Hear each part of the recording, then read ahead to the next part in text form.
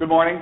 My name is John Brown, and in New Mexico I have been working fairly diligently on deploying a spread spectrum-based wireless internet access. Mostly fueled because I'm getting fed up with dealing with my telco and how long it takes for them to get a loop installed is pretty insane. If you want to send me email, there's my email address. If you put me on a mailing list I don't like, I'll come and hunt you down and shoot you. Remember, I live in New Mexico. It's legal to carry guns. Basically, I hate overhead, so I will have some stuff up here just as more of a notes for me and sort of track along, and then I'll try to fill in as much as I can with verbiage. Overview, why do we want to do wireless, types of technology, installation, equipment, costs, stuff like that, and the most important part, the operational concerns at the end. See, I did that so that you would stay here and not leave before you got to the real good stuff. Why wireless? We picked wireless infrastructure and started rolling towards that because it gives us better control of our network. It allows us to control our network end-to-end a little bit better. Removes the telco from the picture, and allows us to increase our revenues.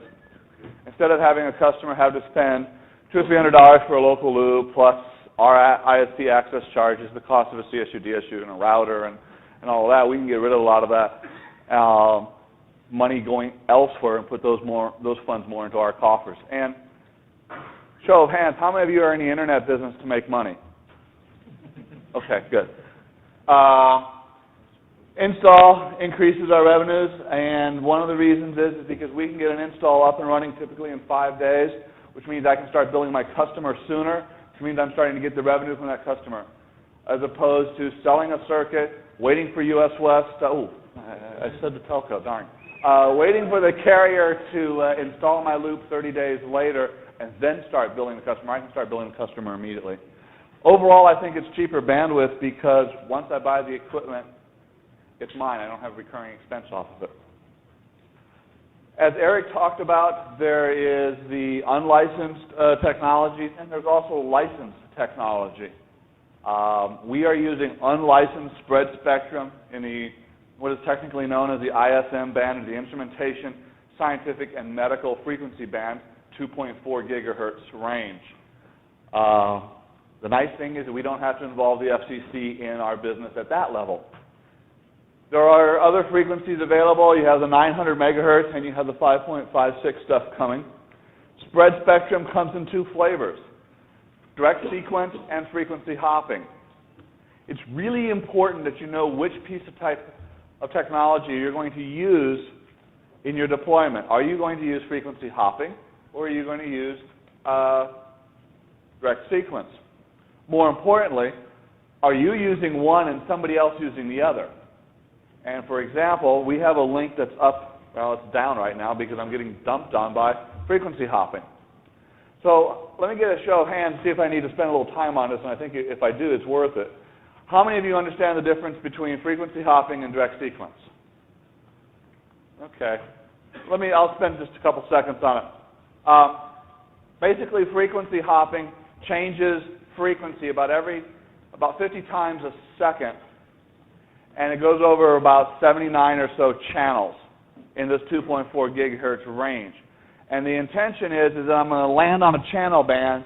I'm going to have a lot of high energy there, but a narrow frequency band, about a megahertz. Then I'm going to hop off, and I'm going to come over to another one. And we keep bouncing around. And every time we bounce around to a different frequency, we're making sure that we have at least, I believe, 6 megahertz space between the last channel and the channel I'm on now. Now, the benefit of frequency hopping is that you can have interference, like Stewart's microwave, for example. Could be operating on one frequency, and the frequency hopping comes in, sees that channel, that area is kind of noisy and bad, hops out, goes elsewhere. So frequency hopping is more robust as far as getting nailed frequency-wise or noise in the spectrum. The problem with frequency hopping is that you don't get the bandwidth through there. You don't get the bits through there. You're not going to see a frequency hopping, at least that I've seen so far, get you much past 2 or 3 megabits per second. And don't forget, that's raw bits. That's If you want to look at your useful overhead, you've got to put the wireless packet overhead in there and the IP frame and all that stuff and bury that all in, and you'll start to see what your useful is. Whereas direct sequence takes a channel and just scans right in that channel area and uses that particular channel range and stays there. The downside to direct sequence is if you have something that's creating interference in the direct sequence channel area that you've selected, the way you solve it is you go reprogram the box to go to a different channel, and you use that different channel area. Okay. But the big benefit of direct sequence is higher bandwidth, and in fact, you can get better distance out of it. Okay. We are using direct sequence. If you're using any of the AeroNet 11 megabit cards that I've loaned out to a few people that I'm hauling up here now, or if you were at Nanog 11 and you used some of the AeroNet stuff, that was all direct sequence. I believe the 802.11 stuff that's here being used is also all direct sequence, whereas some of the old roamabout stuff is more frequency hop. Okay. I'm not going to spend a lot of time on license other than to say it's expensive, requires permits. Two words that immediately get me to move somewhere else. Talk a little bit about installation. Obviously, you have to have at least 2 or more radios. Antennas, and that depends on the type of installation. Now, there are technical operational concerns that come into antenna selection, and there is layer 8 issues that come into antenna selection. People hate antennas coming up on top of buildings. People hate antenna towers going up. And so you have to be concerned about how you do that install. If you're putting an antenna on top of a building, they're going to not want it to be seen. Some of them don't care if you can see it from one rooftop to another. We've worked with some property managers where they don't want it to be seen from one rooftop or another, and they don't want it seen from the ground at all. They want the thing completely hidden. They want you to paint it the same color of the building, et cetera, et cetera, et cetera. So you have to be careful about what kind of paint you use and how you go about doing the install while still having an antenna that's operational. Now, the other thing that you have to be concerned about, that we found with dealing with property management companies, is you say, well, we're going to put a spread spectrum wireless microwave-ish kind of a thing up on this building to do internet access. The first thing that comes in that property manager's mind is this 800-pound dish with this big, huge radome in front of it and a triax tower, okay, and 6-inch diameter guy wires going out. That's not the case. A 24 dBi grid dish weighs about 5 to 10 pounds. It's made out of die-cast lightweight aluminum. It's really easy. You just pick the thing up, flims it around, and away you go. So there's this mindset that you have to work on getting over with the property management people that this is not some big, huge, FAA, Navy, Air Force search radar dome that's going up on top of the building. Okay. You need to think about how you're going to mount it. A skid. Skids, you can buy them or you can build them. I build my skids out of Unistrut. It's easy, it's relatively cheap, and I can make them any size I want by just cutting the lengths of the pipe. And basically all a skid is a square box, probably 4 to 6 feet square or bigger, depending on how much surface area you want, and then a couple of cross members in the center, the pole, and then diagonals up to support the pole. And then your pole goes up, and there you are. So that's a skid. The thing you have to worry about with skids, though, is that most buildings that are flat roof have an equal load rooftop on them, which means they seal the roof with a rubber layer, and they throw gravel on it. Well, they don't want your metal skid rubbing on that rubber because it's going to cut a hole in it. And then the roof's going to leak, and then they're going to be upset, and you're going to have to come and fix it, and the whole thing snowballs. So when you put a skid up, make sure you get a nice thick rubber pad. Separate the rock away, put the pad down, put the skid on top of the pad, put the rocks back, and then load it up with some cinder block or sandbags to give it a weight balance. You can build a skid a lot cheaper than you can go buy a skid. Most of the wireless stuff out there, they're charging an awful lot of money because they're really proud of their products. But you can find this stuff, if you buy the raw materials, you can find and build it pretty cheaply. We'll talk a little bit more about that. You want to use coax cable, usually 50 ohms. I like using LMR 400 or LMR 600 type cable. Belden has a new cable out. I don't know the part number yet, but it's specifically designed for 2.4 gigahertz operations. You want to treat this cable just like you would fiber. So you're going to roll it up in a little knot, make you really tight 90-degree bends and stuff like that. Please don't. You want to keep the cable nice, gentle sweeps. You don't want to crank the foam of the insulation in there. You want to keep the cable clean. And you want to tie the cable off. One of the things in FCC Part 15 for this unlicensed stuff is they take the TNC type connector and they sort of break it. They change the gender of the center. And so it's called a reverse polarity. So if you go to your local electronics supply shop, and Radio Shack does not carry these, okay? If you go to your local electronics supply shop and you want to buy the TNC connectors, you want to get RP TNCs, reverse polarity TNCs. Amphenol makes them. If you need the amp part number, I couldn't find it on my laptop when I was doing the presentation, but I can get you the amp part number. Send me an email and I'll post you the amp part number. Typically the antennas are an N connector or I think, yeah, an N connector, and you can get those anywhere. The reason they have this reverse polarity connector is so that it's not real easy for Joe off the street to go and start slapping stuff together and hooking it up and mismatch things, because the FCC wants this unlicensed spectrum stuff to be certified with an antenna, with a cable type, and a radio, all done by the manufacturer. They don't want to. They're trying to figure out a way of avoiding a lot of third-party interjection there. Well, guess what? It's failed. We got tons of third-party parts out there. You also want to do crimp and solder connectors. If you go buy a cable, typically most of the pre-made cables are crimp only. Please take the time, roll back the years to good old thin net and thick net Ethernet. Instead of just doing crimp connectors, solder the stuff. It'll make a better connector. This is an outdoor installation, typically. You've got wind loads on it. You've got tension on the cable sometimes. You've got a lot of weather stuff. You don't want just a crimp connector. So really look at soldering it. Do a site survey. One of the things that will save you lots and lots of hours of frustration is to make sure that, in fact, you have close to or good line of sight, or LOS, to your installation.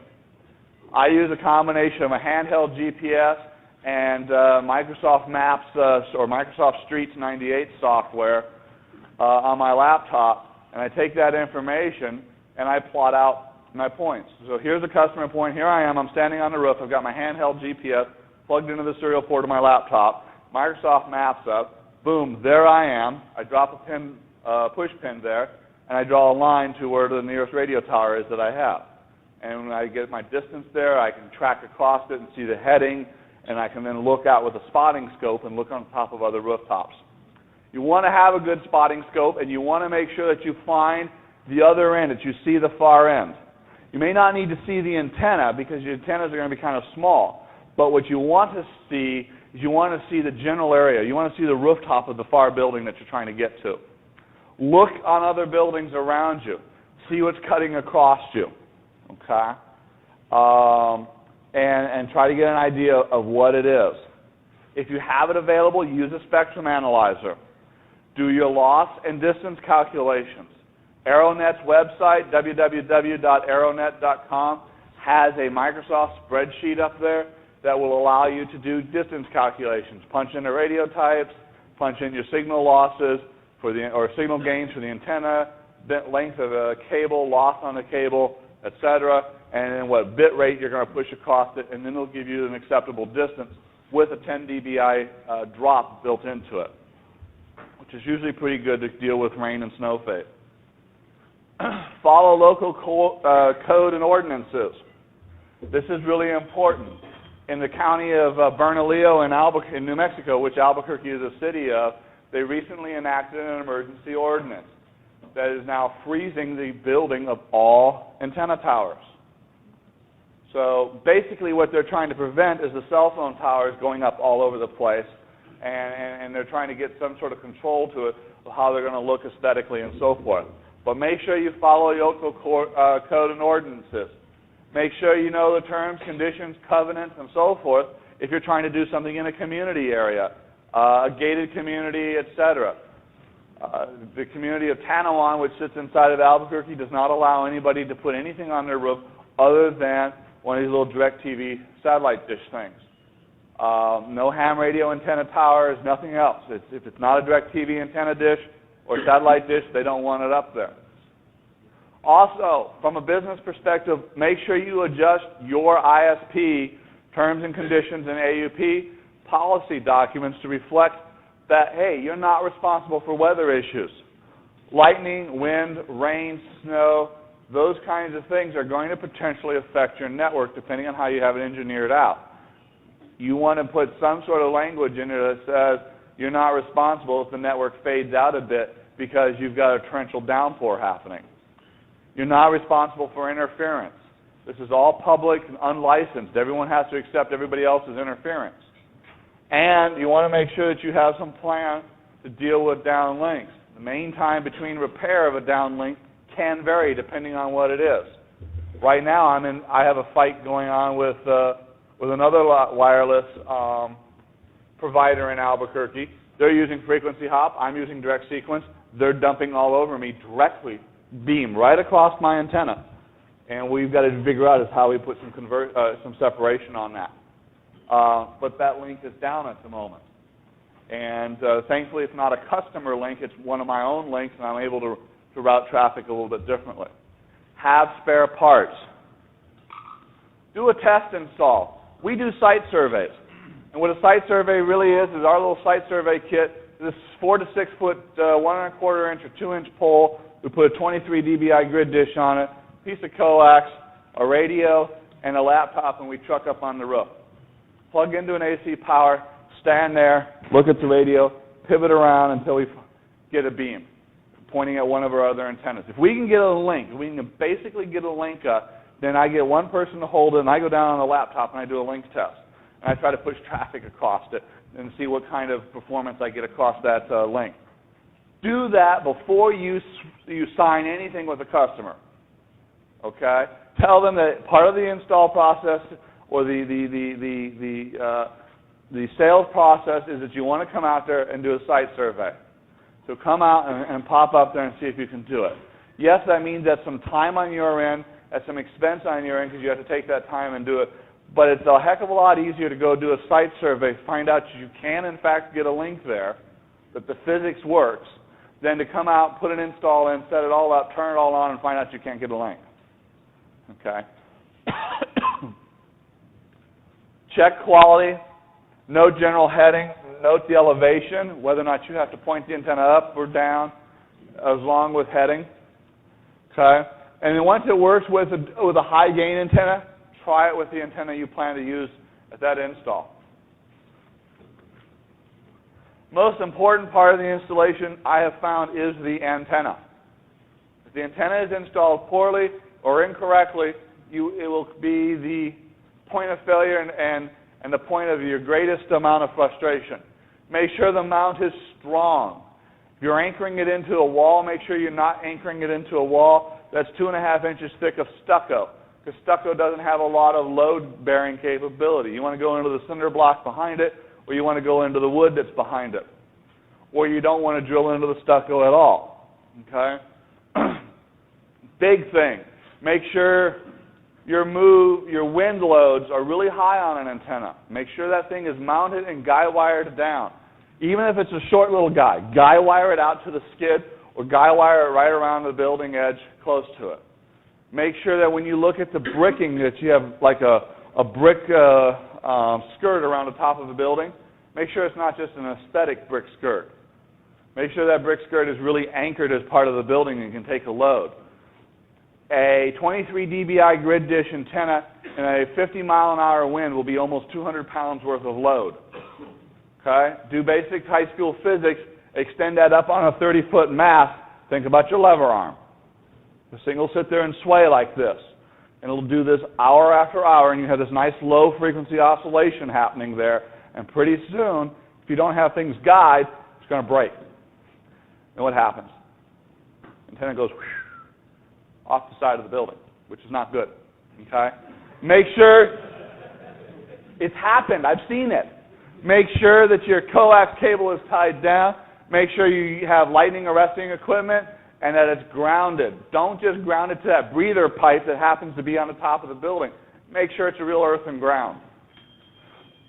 Again, use rubber mats to protect the roof.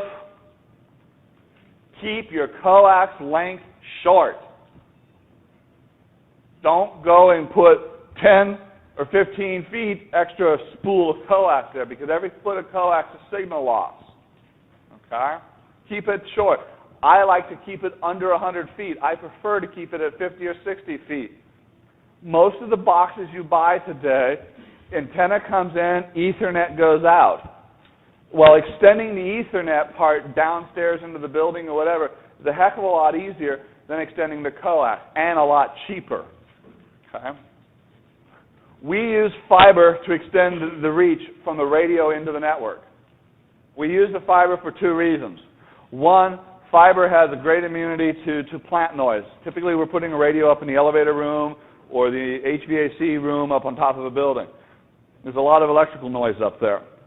So we use fiber to run down to the first service floor in the building, telco room, and then from there, maybe we'll run Cat 5 or what have. The other thing is it's wonderful lightning protection. Okay, think about it for a second. Got an antenna, coax cable to the radio, lightning protection, radio, fiber to your catalyst switch or what have that's downstairs. If you get hit with lightning, it's going to probably take out the lightning arrestor. If it's a good bolt, it might blow the radio too. But what's the likelihood of that lightning propagating across the fiber? 0. Make sure you tape all the connections. You have a antenna cable connection. A little pigtail comes off the antenna, and you put it on your feed cable to the radio. Make sure you tape that up really good, because you don't want water and moisture getting in there and creating corrosion. Okay? I use a 3M weather tape. It's about 3 millimeters, 4 millimeters thick. It's really good stuff. Don't use electrical tape because it doesn't work. Don't use duct tape because it doesn't work. If you're going to use tie wraps, use black nylon tie wraps. Don't use the white tie wraps. The white tie wraps will blow apart in the UV. The black nylon tie wraps are UV protected. Okay? Place the coax in conduit. I don't know how well that shows up, but here's a 23 dBi grid on top of, I had to do this. Greg, please forgive me. This building in Albuquerque we call the Darth Vader building because it's jet black, okay? So on top of the Darth Vader building, we have our 23 dB grid. This is about a 6-foot, 7-foot pole, and then you can see down here at the bottom, you can see the skid. Notice if you look real carefully, you might see the other antenna. There's somebody else's antenna right here. And so we're above it, pointing out that way. Okay. This distance from here back to our journal center, for those of you that were at Nanog 12 at the Crown Plaza in Albuquerque, right across the street from there is the journal center where our data center is. Distance from this antenna back to that antenna is 6.5 miles. We run 5 megabits on that link. Here's another side picture of the antenna. Okay, small, lightweight, it's not a big radome.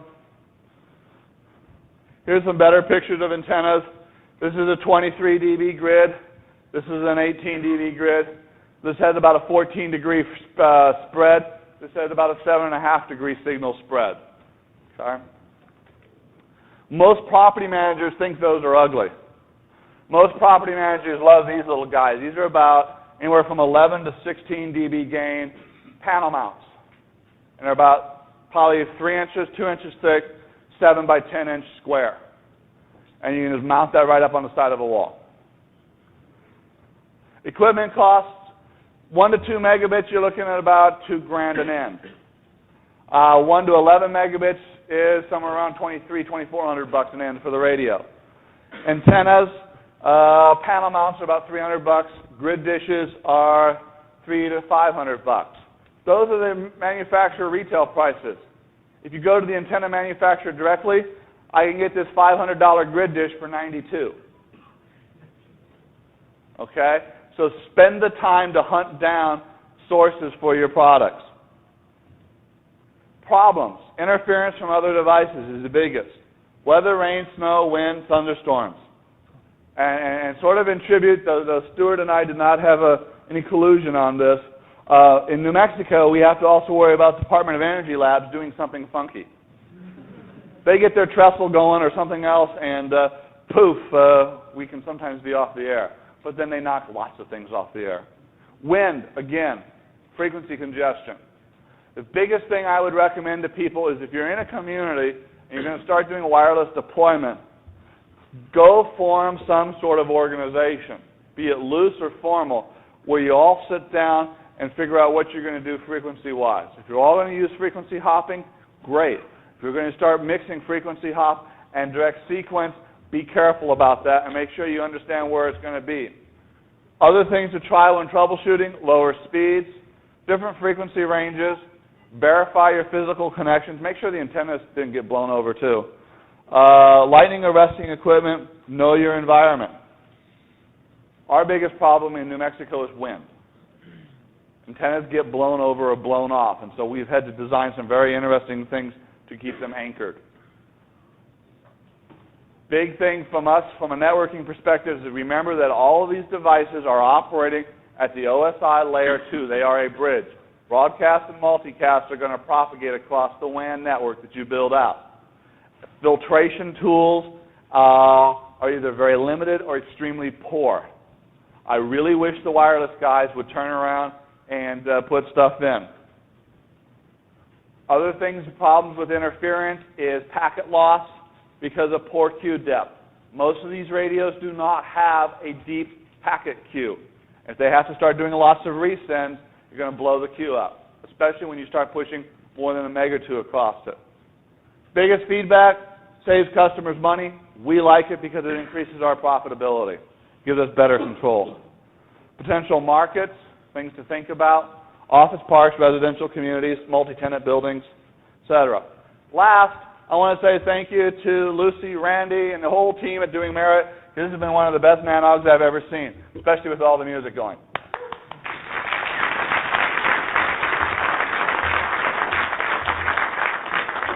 I'm done. Oh, thanks.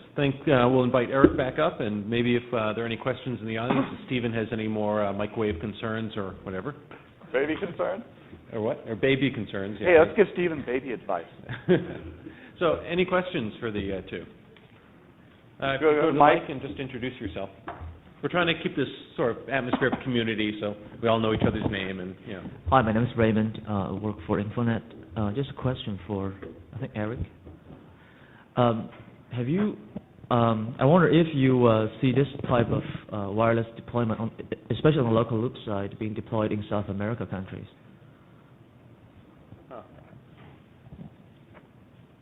Like Ecuador, Caracas, Guatemala, these places. I don't see any reason outside of local frequency regulation as to why this technology couldn't be deployed down there. Do you have? I'm sure we do. I can't speak specifically to who is doing it. Again, if you'd like, I'll be happy to get that information for you. It shouldn't be that difficult. I mean, you know, we've got people all over the world deploying this stuff. But to get some specifics as to what's going on outside of the U.S., I would need to get someone from some of the international groups involved to get that information to you. My second question would be: is that do you think it would be cost effective to use this type of links as a backup to the landlines in very remote distances? Oh, absolutely. Yeah, that's one of the primary applications we've seen. Wireless is not a replacement for wire-full applications or wired applications. It augments your capability there. It provides you with greater flexibility. It does not replace it, especially given the limited throughput that you can realize with wireless. It's a very specific. There are very specific applications where wireless really makes sense. On the other hand, there are applications where it just simply doesn't make sense, and where it's going to be a while before we get even anywhere near the kind of bandwidth that specific applications, that is computer or other applications, require. Not only that, but also where there may be some privacy issues, despite the fact that you've got strong encryption or what have you. If you're running a critical application and someone flips on their microwave, and there goes your bedside monitoring system. I mean, those sorts of things can detract from the use and acceptance of wireless. But in those instances where there are you can assume a reasonable amount of risk in deployment of those technologies, it makes great sense. Again, to speak to a case study, Vail Ski Resort in Colorado uses wireless for checking people in, and that way they can bypass the long ski lines. They go around with a PDA with a wireless adapter in it and a Zon and a card swiper, and swipe people's cards as they go by, check in, check out of the ski area. It now takes literally just seconds, if not minutes, instead of waiting for a great number of hours. You've seen when you return your rental car, some of the wireless applications there, that you can assume a particular amount of risk there. When it gets to bedside monitoring, when it comes to critical process control applications, it may not make sense, and therefore you need to use your judgment. You need to be judicious in deployment. Thank you. Just real quick, I know the Aeronet product and a couple of the other spread spectrum products are now also being widely deployed in Europe.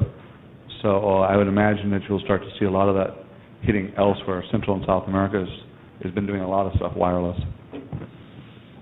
Hi, Blake Willis, Case Internet. Have either of you seen any deployment of other wireless technologies, such as LMDS or IP over PCS? Yet. Okay. What I've primarily seen has been a lot of CD/PD testing, but not much in terms of deployment.